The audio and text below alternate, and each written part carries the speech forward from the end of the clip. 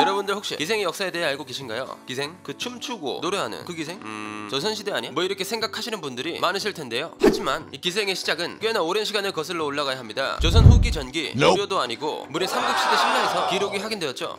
삼국시대에도 기생이 있었다고?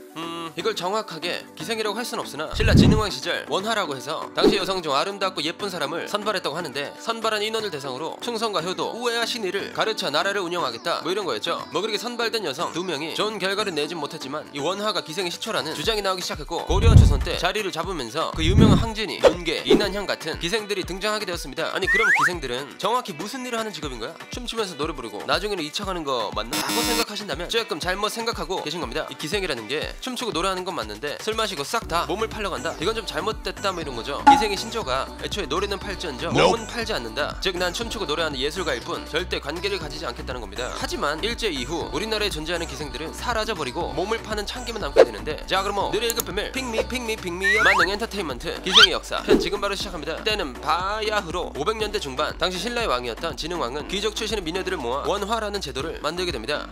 얘들아, 신라에서 제일 예쁘고 교양 있는 귀족 출신 미녀들 다 내 앞으로 데리고 와봐. 예, 갑자기요? 일단 몰색을 해보긴 할 건데 미녀들은 왜 찾으시는 겁니까? 혹시 후사라도? 아니 이 새끼야, 내가 좀 하고 싶은 게 있어서 그래. 원하라고 해서 교육 좀 시키려고.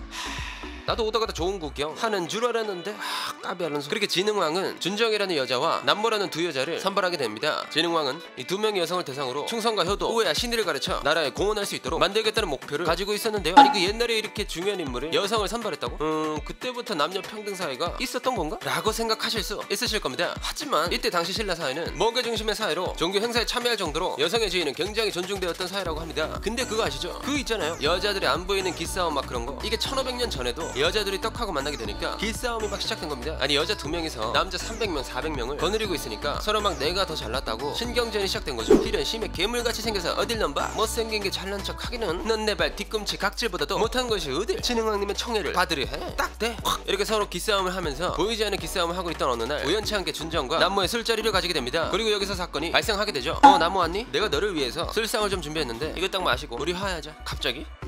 뭐 우리 둘이 서로 사이 나빠봐야 조율권 없으니까 그래 그렇게 하자. 그래 일단 마셔. 먹고 죽자.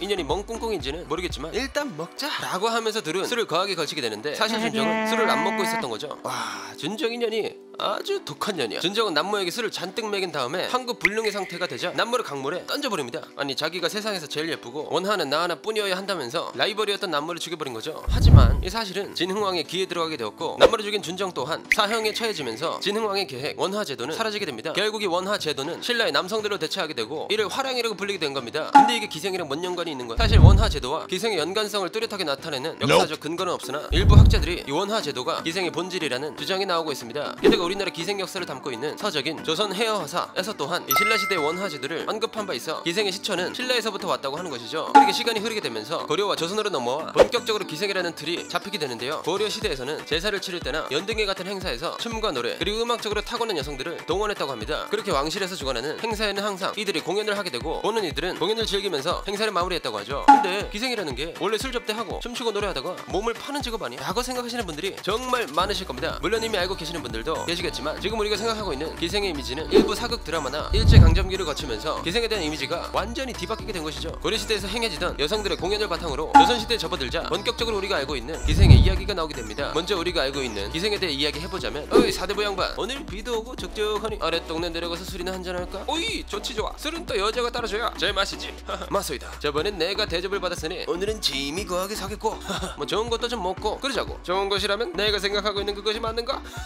어서 갑세. 뭐 이렇게 술을 대접하고 기분 좋게 취할 때쯤 2차 3차까지 나가서 잠자리를 가지는 직업으로 생각되잖아요. 물론 이 시대에도 우리가 흔히 생각하는 것처럼 성을 접대하는 사람들도 있었습니다. 멋쟁이 넘치는 사대부 형님들이 살살 꼬셔서 잠자리 한 번 가지고 운 좋게 첩으로라도 들어가게 되면 완전히 인생 역전이니까 어떤 수달이든 간에 분명 잠자리를 가졌던 기생들 또한 있었을 겁니다. 하지만 우리가 알고 있는 기생과는 다르게 그들이 가지고 있는 신조는 매창불매음, 즉 노래는 팔지언정 몸을 팔지 않는다 라는 겁니다. 근데 이 기생들의 신분은 천민인 건 변함없는 사실. 그래도 이 기생들이 얼마나 예쁘고 예쁘고 똑똑했으면 당시 기생들을 다른 말로 헤어화라고 부르기도 했답니다. 이 헤어화는 말을 알아듣는 꽃이라고 해서 아름다운 그들을 뜻하는 말이라고 하죠. 아니 기생들의 신분은 천민인데 어떻게 똑똑하다는 소리를 들어. 여러분들 황진이 아시죠? 조선 최고의 기생하면 떠오르는 그 황진이. 이 황진이라는 인물은 조선 전기의 기생으로 시, 글씨, 그림, 서예, 심지어 성리학부터 고전 지식까지 다 섭렵해서 양반들 후드를 꼬시던 기생. 아니 뭐 당시 사대부 양반 형님들도 황진이를 한번 보겠다고 두선두발을 다 들 정도로 소문이 났었으니까. 근데 이 황진이는 양반 가문에서 태어났다고 한들 기생은 천민으로 취급받는 조선시대 사회인데, 그렇다면 양반 사대부 형님들이 천민이었던 기생들을 도대체 왜 좋아했을까요? 일단 기생들이 상대하는 사람들은 주로 양반, 그러니까 그때 당시 돈, 명예, 지식을 싹 다 독식하는 그런 분들이었잖아요. 그러다 보니 기생들도 양반들이랑 대화가 통하려면 뭐든 알고 있어야 할 거 아니야. 술 먹다가 갑자기 시를 읽고 조선 사회가 어떻고 어떻다 뭐 이러고 있는데 아무것도 모르고 아 그렇구나 이러고 있으면 양반들이 좋아하겠냐고. 그래서 애초에 기생이 되려면 연극이나 시, 노래, 춤, 악기 연주 등등 여러 방면에서 실력을 갖춰야 했습니다. 뭐 기생이 되기 전 장학원이라는 관청에서 교육을 받기도 하고 교방이라는 학교, 학원 같은 기관에서 전문적으로 가무를 배웠다고 하죠. 나중에는 전국 방방곡곡에 있는 뛰어난 예술인들을 스승으로 삼아 계속 배우고 또 배웠다고 합니다. 또 기생이 기녀라고도 불리잖아요. 이 기녀라고 불리는 이유도 춤과 노래 등 실력을 갖추고 항상 정기적으로 테스트를 받다고 하는데, 이 테스트에서 성적이 좋지 않으면 한양에서 이름 좀 날린 기생이다 라고 해도 저기 북한 변두리로 쫓겨나기까지 했다고 합니다. 이로 인해 기생은 예술 쪽에 특화된, 즉 조합 엔터테인먼트 예술인이었다 라는 거죠. 이런 기생의 정년은 50세까지라고 하는데, 이건 오로지 기생이 술자리에서 접대를 하고 성적인 존재로 어필된 것이 아닌 조선시대 사회에서 예술가로 많은 사람들에게 영감을 주는 기능인의 역할이 더 컸었다는 것을 의미하죠. 아니 기생이 이렇게 대단한 존재였다고? 그럼 왜 우린 몸을 파는 직업으로 알고 있었던 거야? 이게 기생 중에서도 등급이 또 나뉩니다. 크게 1패부터 3패까지 세 가지로 나뉘어 하는 일이 각각 다르다고 하는데요. 1패는 몸을 팔지 않는 진짜 인정받은 예술인으로, 그 중에서도 옥당 기생은 임금이 특별히 간직을 내린 관기의 역할을 하고 있죠. 유명한 1패 기생은 대표적으로 이난향. 이난향은 엄청나게 아름다운 미모와 출중한 예술 능력을 가졌다고 알려져 있죠. 그 다음 2패는 가난한 돈 많은 양반들이 경치 좋은 곳에서 술을 한 잔 마실 때 대상집에 들어가 접대를 하는 기생을 이야기합니다. 대표적으로 황진이가 이 2패에 속한다고 하죠. 그리고 마지막으로 3패. 이 3패는 우리가 흔히 알고 있는 예술과는 거리가 좀 있는 유녀, 즉 몸을 파는 창기라고 보시면 될 것 같습니다. 물론 1패,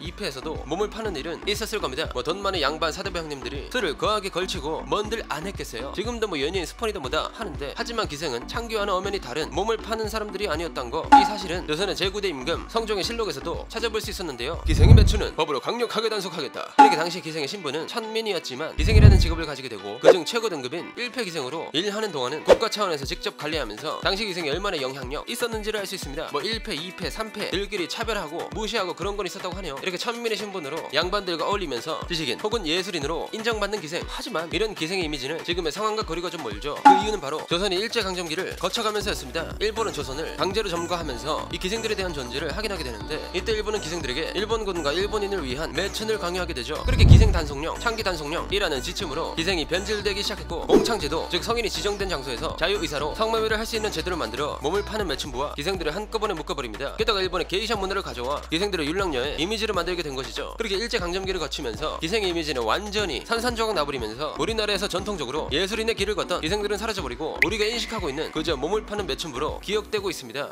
참 안타깝죠. 우리가 우리 역사의 예술인들을 다 매춘부들하고 인식을 하고 있으니 이 기생이라는 게 현대 사회에 적용해보면 진짜 유명한 탑급 여자 연예인들 있죠. 얼마나 예뻐, 춤도 잘 춰, 노래도 잘 불러, 매력이 완전히 덩어리잖아요. 이런 분들이 바로 조선시대의 진정한 예술가 기생, 그 중에서도 1패라고 보시면 될 것 같습니다. 2패 같은 경우에는 뭐 현대사회로 넘어오면서 미디어에 노출되면서 과거 지방을 돌아다닌다든지 뒤에서 음흉한 짓을 한다는 게 사실상 쉬운 일은 아니잖아요. 그러다 보니 2패 같은 경우에는 조금 사라졌다라고 보시면 될 것 같습니다. 그리고 마지막 3패는 뭐 말보다는 행동으로 보여주시는, 저기 홍등가에 보면 선짓하고 계시는 언니들 있죠. 뭐 그분들이라고 보시면 될 것 같네요. 자, 그럼 진짜 기생은 단지 몸을 파는 사람들은 아니었다 라는 것을 알게 되면서 오늘의 1급 비밀 마치도록 하겠습니다. 다음에 또 다른 이야기를 담은 서류 1급 비밀 파일을 들고 다시 찾아오도록 하겠습니다. 감사합니다.